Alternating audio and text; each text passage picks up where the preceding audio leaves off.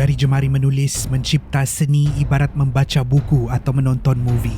Ilham dan inspirasi datang dari realiti, hanya yang faham akan mengerti. Aku di sini sebelum kamu bermimpi, aku menemani yang sedang bersendiri. Selamat datang untuk yang berani di penjelajahan yang tiada henti.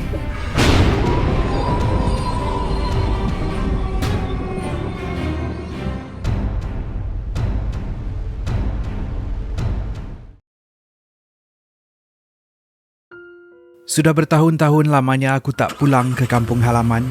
Cuma tahun ini setelah mendapat kabar berita yang nenek meninggal dunia, aku memutuskan untuk mengambil cuti panjang dan memandu pulang. Perjalanan sepatutnya hanya mengambil masa 6 jam tergendala. Bila sedar tak sedar, aku tersesat masuk ke jalan raya yang sunyi dan bila senja tiba, keadaan menjadi semakin gelap. Sempat lagi mata menjeling melihat indikator minyak yang sudah marak menyala, menandakan kenderaan boleh terhenti bila-bila masa. Nah, kalau kenderaan ni mati, tak tahu apa yang jadi. Tapi waktu tu aku pasrah, kekal tenang dan terus menekan pedal dengan harapan sebentar lagi aku akan menemui jalan keluar dari situ. Punyalah perasaan berdebar macam-macam di dalam otak. Kalau kenderaan termati di tengah-tengah jalan, macam mana kalau ada perompak? Macam mana kalau ada binatang buas? Ataupun macam mana kalau ada sesuatu yang mengikut? Habislah, kata aku, panik sendiri. Tapi, ibarat doaku dijawab, tiba-tiba aku perasan ada cahaya di hadapan.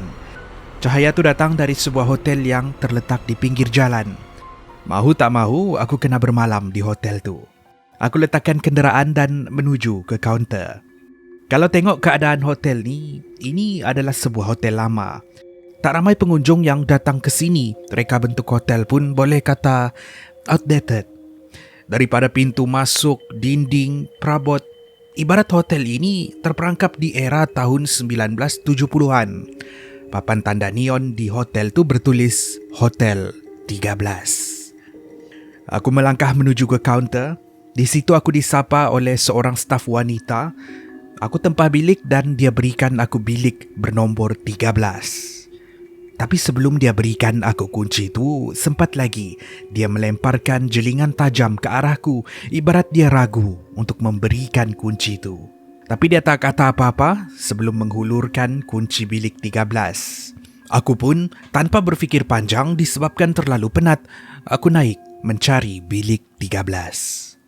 Saat melangkah naik dan melalui koridor hotel, seperti aku kata tadi, ibarat hotel ni terperangkap di dalam mesin waktu. Sudahlah, lampu malap, rekaan hotel dari hiasan, kapet, wallpaper. Boleh kata, lemahlah. Mungkin disebabkan lokasi yang terpencil tak ramai yang datang dan diorang pun tak ada bajet nak upgrade kan. Tapi, tak apalah. Bukannya aku sebulan di sini kan. Itu yang aku sangka. Untuk melalui koridor-koridor ni memang mencabar keimanan. Sebab sepanjang koridor gelap dan malap. Kalau aku berlari ni, confirm terlanggar dinding atau perabot. Sebab kalau tak berada dekat dengan dinding atau perabot, tak nampak. Cari punya cari. Akhirnya aku jumpa bilik nombor 13. Aku letakkan beg di sisi katil, mandi dan bersiap untuk tidur. Di sinilah beberapa insiden misteri mula terjadi. Saat aku melangkah masuk ke dalam tandas, ada tertulis satu perkataan di cermin, iaitu jangan lupa, ingat betul-betul, kamu pernah berada di sini. Walaupun aku rasa hairan, tapi aku tak hiraukan sangat. Mungkin penghuni lama nak usik aku kot, jadi aku abaikan sahaja. Habis mandi, aku bersiap dan naik ke katil untuk tidur. Sebelum tidur, sempat lagi aku melihat kawasan sekeliling. Bilik ini sudahlah tak ada tingkap. Perabot pun entah dari zaman bila. Tapi yang paling ganjil, di situ aku perasan jam di dinding. Kedua-dua jarum panjang dan pendek tepat di pukul 12. Tidak bergerak sedikit pun. Yalah, mungkin habis bateri. Jadi, itu bukanlah satu perkara yang ganjil buat aku masa tu. Aku melelapkan mata dan masuk tidur. Aku sangka aku boleh berehat. Malam tu, termimpi keadaan penghuni lain di dalam hotel. Semua mereka di bilik masing-masing ibarat aku seperti CCTV yang melihat setiap gerak-geri mereka. Ganjil bila ada yang menangis, ada yang meronta, ada yang mundar-mandir seakan hilang kawalan. Tapi kesemua mereka ibarat terdesak mahu keluar dari bilik masing-masing.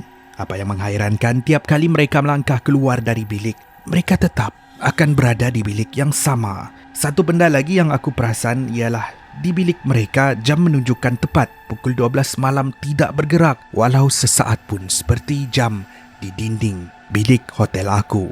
Mimpi ni buat aku rasa resah gelisah. Langsung aku terjaga. Dengan peluh mengalir di wajah, jantung berdebar. Walaupun terasa penat, tapi mimpi ni buat aku tak dapat tidur semula. Pusing kanan, pusing kiri, masih tak dapat tidur. Aku bangun dari katil, cuci muka dan melangkah keluar dari bilik. Konon nak berjalan di sekitar hotel, pujuk mata untuk tidur. Seperti yang aku cerita tadi, koridor hotel ni memang menyeramkan, tapi pada masa yang sama, perasaan ingin tahu tu membuatkan aku terus melangkah dari hujung koridor ke hujung koridor. Semakin aku melangkah, semakin aku perasan dinding hotel berubah. Semakin aku berada di hujung koridor, semakin pula dinding dan kapet nampak usang, ibarat ada kawasan hotel yang tidak terjaga. Di setiap bilik yang aku lalui, aku perasan ada orang berada di dalam. Sehinggalah aku tiba di hujung koridor kawasan yang paling suram. Aku tengok betul-betul. Di dinding bertulis satu ayat menggunakan dakwat merah. Aku baca satu persatu. TOLONG. Tolong. Di sinilah bulu roma aku meremang. Waktu tu aku rasa ini bukan lagi hotel, ibarat rumah hantu.